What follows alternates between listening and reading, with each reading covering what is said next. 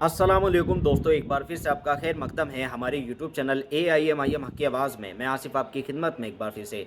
दोस्तों, भारत के सबसे बड़े सूबे उत्तर प्रदेश के मुख्यमंत्री योगी आदित्यनाथ की एक वीडियो वायरल हो रही है, जिसमें वे मुसलमानों के लिए कुछ ऐसे शब्द बोलते नज़र आ रहे हैं जो बिल्कुल नाजायज़ है।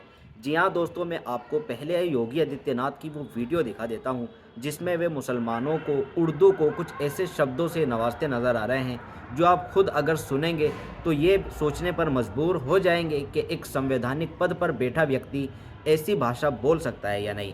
वीडियो देखें। मैं आपका धन्यवाद करूंगा और विधानसभा सचिवालय को इस बात के लिए धन्यवाद दूंगा। कल हम लोगों ने यहां पे इसका शुभारंभ किया, समाजवादी पार्टी ने उसका विरोध किया है और मुझे लगता है कि प्रोसीडिंग का हिस्सा होना चाहिए। इनको समाज के सामने एक्सपोज करना चाहिए। अपने बच्चों को ये लोग पढ़ाएंगे इंग्लिश स्कूलों में और दूसरे के बच्चे के लिए अगर वो सुविधा सरकार देना चाहते हो, कहते नहीं उर्दू पढ़ाओ इसको, यानी उसको मौलवी बनाना चाहते हैं, कठबुल्ला पर की ओर इसको ले जाना चाहते हैं। ये नहीं चल सकता। तो आपने योगी आदित्यनाथ साहब की वीडियो देखी, किस तरह से वे मुसलमानों को उर्दू को कठमुल्लापन, मौलवी, कुछ ऐसे शब्दों का इस्तेमाल कर रहे हैं। आपने पूरा भाषण जरूर देखा। तो इसके साथ ही जब उन्होंने मुसलमानों के लिए ऐसे शब्दों का इस्तेमाल किया तो ट्विटर पर इनके खिलाफ बाकायदा बड़े बड़े पत्रकारों ने, बड़े बड़े नेताओं ने लिखना शुरू कर दिया, क्योंकि एक समुदाय के खिलाफ ऐसी भाषा का इस्तेमाल करना ये योगी आदित्यनाथ के लिए बिल्कुल भी शोभा नहीं देता। ट्विटर पर वसीम अकरम त्यागी जो पत्रकार हैं, उन्होंने लिखा कि संवैधानिक पद पर बैठा आदमी उर्दू के नाम पर दूसरे समुदाय को कठमुल्लापन कहकर गाली दे रहा है। सदन के अध्यक्ष उस टिप्पणी पर हंस रहे हैं। मुसलमानों के बारे में ऐसी टिप्पणी इलाहाबाद हाईकोर्ट के जस्टिस शेखर यादव ने दक्षिणपंथी संगठन के मंच पर जाकर की थी। विश्व के सबसे बड़े लोकतंत्र की यह कैसी खूबसूरती है जिसमें एक समुदाय को गाली देकर अपमानित किया जा रहा है। तो वसीम अकरम त्यागी ने जो बोला है, इस बात से आप कहां तक सहमत हैं, कमेंट में अपनी राय जरूर दें। इसके साथ ही अकबरुद्दीन ओवैसी साहब की योगी आदित्यनाथ के लिए एक वीडियो बहुत ज़्यादा वायरल हो रही है। अकबरुद्दीन ओवैसी साहब ने महाराष्ट्र के मंच से योगी आदित्यनाथ को कुछ सजेशन दिए थे अपनी तकरीर में। तो अकबरुद्दीन ओवैसी साहब ने क्या सजेशन दिए थे, क्या बोला था, मैं आपको पूरी वीडियो दिखा देता हूं। वीडियो देखें, अकबरुद्दीन ओवैसी साहब क्या बोल रहे हैं। तो ये हमारे दोस्त हमको बताते हैं कि हम कम्युनल हैं, हमको बताते हैं कि हम भड़काऊ भाषण देते हैं। भड़काऊ नहीं देते, हम हक बयान करते हैं।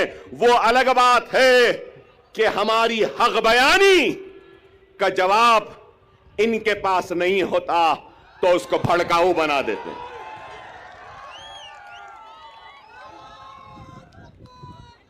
आज ही मैंने किसी न्यूज चैनल में देखा जिसमें योगी आदित्यनाथ ने अपनी तकरीर में कहा कि बटोगे तो कटोगे। लोग काफी एतराज कर रहे हैं उस बात पर, मगर मैं ये कहूंगा, बीफ के नाम पर, मॉब लिंचिंग के नाम पर, घर वापसी के नाम पर, सर पे टोपी पहनने के नाम पर, दाढ़ी पालने के नाम पर जो तुम काट रहे हो, क्या ये तुम्हारी नफरत हिंदुस्तान के सबसे बड़ी अखिलियत से, क्या ये मुल्क को कमजोर नहीं कर रही है? इसका जवाब दो मुझे। अगर हिंदू और मुसलमान को तुम लड़ाओगे, हिंदू और मुसलमानों को नफरत कराओगे, तो क्या यह मुल्क को कमजोर करने के बराबर नहीं है? और अगर मैं कह रहा हूं, मैं अकबर ओवैसी मुसलमान, ला इलाहा इल्लल्लाह मोहम्मद रसूलुल्लाह कलमा पढ़ने वाला मुसलमान इस मुल्क का किराएदार नहीं है। मैं कह रहा हूं, नरेंद्र मोदी, ऐ योगी, जितना तेरा हिंदुस्तान है उतना मेरा भी हिंदुस्तान है। हिंदुस्तान न तेरी जागीर है न मेरी जागीर है। हिंदुस्तान हिंदू, मुस्लिम, सिख, ईसाई, पारसी, हर मजहब के मानने वालों का है। मजहब भगवान अल्लाह गॉड को नहीं मानने वाले का भी है, किसी एक का नहीं है। हम ये बात कहते हैं तो इनको बुरा दिखता है। अरे इस मुल्क का सबसे बड़ा मसला क्या है? बेरोजगारी।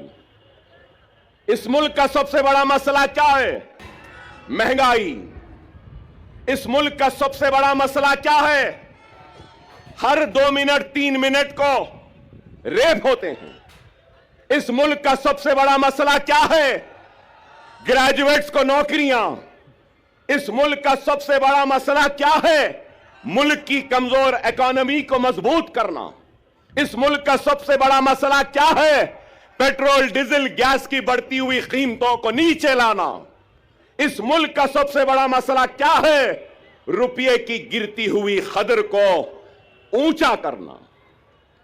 आप बताओ, क्या बेरोजगारी को दूर करने कुछ हो रहा है? महंगाई को दूर करने कुछ हो रहा है? क्या बेघर लोगों को घर देने के लिए कुछ हो रहा है? कुछ नहीं हो रहा है। सिर्फ इस मुल्क को मजहब के नाम पर बांटने की बात कर रहे हैं। योगी की तकरीर को मैंने सुना, बटोगे तो कटोगे कहां? उसके बाद कहा कि जात पात की सियासत। अरे जात पात की सियासत बोलने वाले, तू ये क्यों नहीं कहता कि मजहब की सियासत नहीं करनी चाहिए? यह बात क्यों नहीं कहते?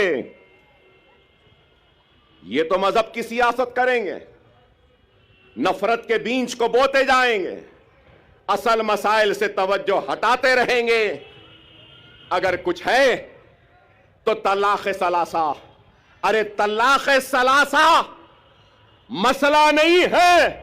हर मिनट में होने वाला एक रेप, यह हिंदुस्तान का सबसे बड़ा मसला है। एक औरत रात के अंधेरे में घूम नहीं सकती, खेतों में उसकी इज्जत और इस्मत को लुटेरे लूट रहे हैं, यह मसला है। अरे इस पे बात करो, इस पे कुछ करो। नहीं, मुसलमान ऐसा, मुसलमान के इतने बीवी, मुसलमान ऐसा करा, मुसलमान वैसा करा। अरे आप बताओ, तलाक़ सलासा हो गया, CAA NRC, CAA NRC. Parliament में थे इम्तियाज जलील साहब, हर मसले पर। अरे आप बताओ, आज मैं यहां खड़े होकर कह रहा हूं, जिम्मेदारी के साथ कह रहा हूं, मजलिस इत्तेहादुल मुस्लिमीन के एक जिम्मेदार लीडर की हैसियत से कह रहा हूं और यह ऐलान कर रहा हूं कि मराठा समाज के लिए जो रिजर्वेशन की तहरीक चला रहे हैं, उनके लीडर, मैं उनसे कहूंगा, हमारा पूरा साथ आपके साथ है, हमारा पूरा ताउन आपके साथ है। हम पूरी कोशिश करेंगे